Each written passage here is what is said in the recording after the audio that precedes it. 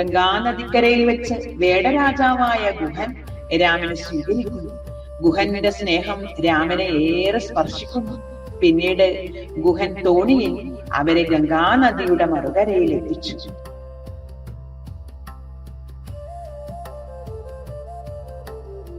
ദണ്ഡകാരണ്യത്തിൽ വെച്ച് രാമനും സീതയും ലക്ഷ്മണനും അവർ അഗസ്ത്യമുനിയെ ദർശിക്കുകയും അദ്ദേഹം ദിവ്യമായ ആയുധങ്ങൾ രാമന് നൽകുകയും ചെയ്യുന്നു. ഈ സമയത്ത് ഭരതനും ശത്രുഘ്നനും അയോധ്യയിൽ ഉണ്ടായിരുന്നില്ല.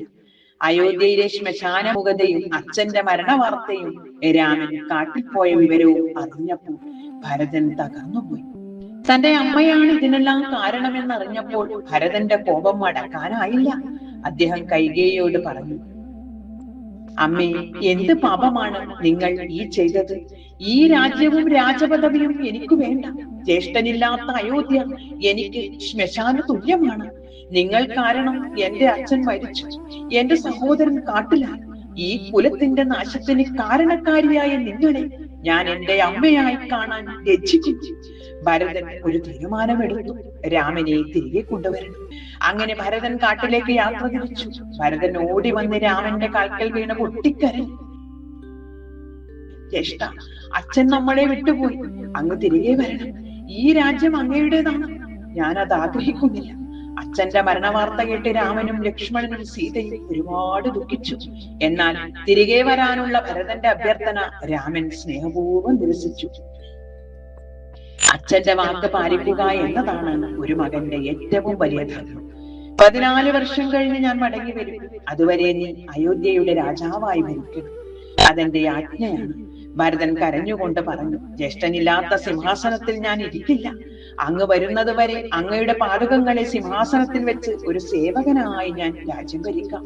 ഭരതൻ കണ്ണീരോടെ അയോധ്യയിലേക്ക് മടങ്ങി. രാമനും സീതയും ലക്ഷ്മണനും പഞ്ചവടിയിലേക്ക് യാത്രയായി. ഈ യാത്രയ്ക്കിടയിലാണ് കഴുകൻ രാജാവായ ജടായുവിനെ രാമൻ പരിചയപ്പെടുന്നത്. ജടായു പറഞ്ഞു, രാമ, നിങ്ങൾ ഭയപ്പെടാതെ ഇവിടെ താമസിച്ചോളൂ. ഞാൻ നിങ്ങൾക്ക് കാവലായി എപ്പോഴും ഈ ആകാശത്തുണ്ടാകും. പ്രത്യേകിച്ചും ഞാൻ സീതാദേവിയെ സംരക്ഷിച്ചു കൊള്ളാം. ഒരു ദിവസം പഞ്ചവടിയിലെ ആ ശാന്തമായ അന്തരീക്ഷത്തിലേക്ക് കാമവും മോഹവും നിറഞ്ഞ കണ്ണുകളുമായി ഒരാൾ കടന്നു വന്നു. ലങ്കയിലെ അധിപനായ രാവണന്റെ സഹോദരി ശൂർപ്പണഖ. അവൾ ആ വനത്തിലൂടെ യഥേഷ്ടം സഞ്ചരിക്കുകയായിരുന്നു. അപ്പോഴാണ് അവൾ അതിസുന്ദരനായ തേജസ്വിയായ രാമനെ കാണുന്നത്. കണ്ട മാത്രയിൽ അവൾക്ക് രാമനോട് അടക്കാനാവാത്ത മോഹം തോന്നി. രാമന്റെ അടുക്കൽ വന്ന് ചോദിച്ചു, അല്ലയോ സുന്ദരകുമാര, നിങ്ങൾ ആരാണ്? ഞാൻ രാമൻ, ദശരഥപുത്രൻ. ഞാൻ അങ്ങേ അനുരക്തയാണ്. നമുക്ക് വിവാഹിതരാവാം. ദേവി, ഞാൻ വിവാഹിതനാണ്. ഇതാണ് എന്റെ പത്നി സീത. എന്റെ ധർമ്മം അനുസരിച്ച് എനിക്ക് മറ്റൊരു സ്ത്രീയെ ഭാര്യയായി സ്വീകരിക്കാൻ കഴിയില്ല. എന്റെ പിതാവിന്റെ വാക്ക് പാലിക്കാൻ വനവാസത്തിന് വന്നതാണ്. എന്നോട് ക്ഷമിക്കുക. അവൾ പിന്നീട് ലക്ഷ്മണനെ സമീപിച്ചു. ഹേ വീര, എന്നെ വിവാഹം കഴിക്കാമോ? ലക്ഷ്മണൻ ഗൗരവത്തോടെ മറുപടി പറഞ്ഞു, ദേവി, ഞാൻ എന്റെ ജ്യേഷ്ഠന്റെ ദാസനാണ്. എന്നെ വിവാഹം കഴിച്ചാൽ നിങ്ങളും ഒരു ദാസിയായി ജീവിക്കേണ്ടി വരും. ശൂർപ്പണഖയ്ക്ക് കോപം വന്നു. അവൾ അപമാനിതയായി. ദുഷ്ടചിന്തയോടെ ശൂർപ്പണഖ സീതയുടെ നേരെ പാഞ്ഞെടുത്തു. അടുത്ത നിമിഷം ലക്ഷ്മണൻ തന്റെ വാളെടുത്ത് സീതയെ ആക്രമിക്കാൻ വന്ന അവളുടെ മൂക്കും സ്തനവും അരിയുന്നു.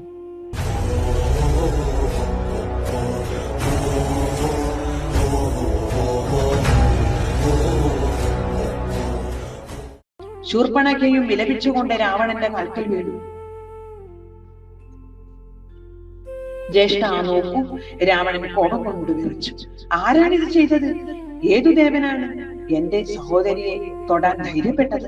ശൂർപ്പണഖയുടെ പ്രതികാര ബുദ്ധിയിൽ രാവണനിലേക്ക് വിഷവിത്ത് പാറി. ദശരഥന്റെ മക്കളാണ് രാമനും ലക്ഷ്മണനും. രാമന്റെ ഭാര്യയുണ്ട് കൂടെ, സീത. ജ്യേഷ്ഠ, എന്തൊരു സൗന്ദര്യമാണ് അവൾക്ക്!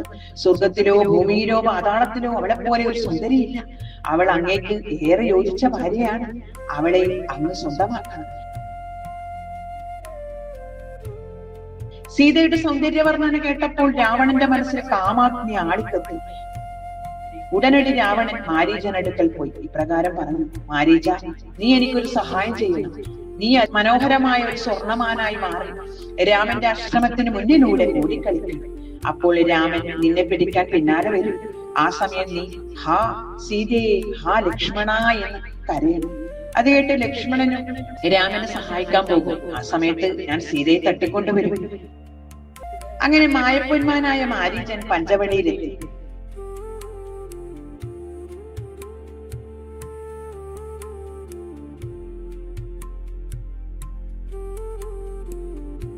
മായക്കാഴ്ചകളിൽ മയങ്ങിയ രാമൻ സീതയ്ക്ക് വേണ്ടി മാനിനെ തേടി പോകും.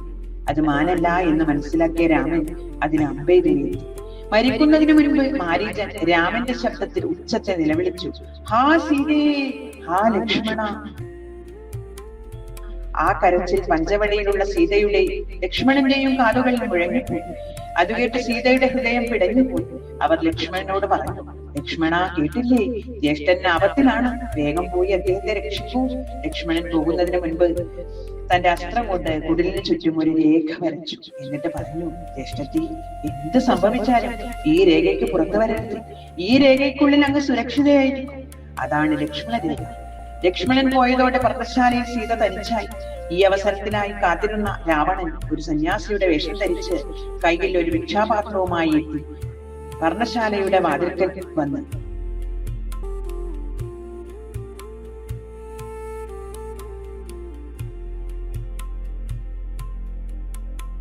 ലക്ഷ്മണരേഖ മറികടന്ന സീതയെ രാവണൻ അപഹരിക്കുന്നു.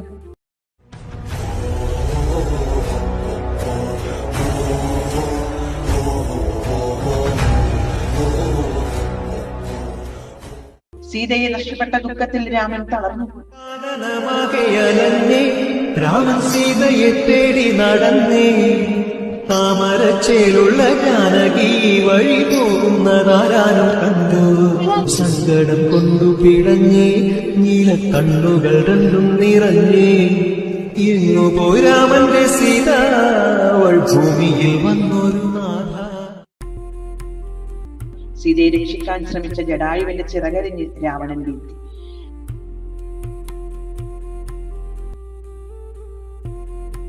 അതുവഴി സീതയെ അന്വേഷിച്ചു വന്ന രാമനും ലക്ഷ്മണനും അവർ രക്തത്തിൽ കുളിച്ചു കിടക്കുന്ന ജടായുവിനെ കണ്ടു.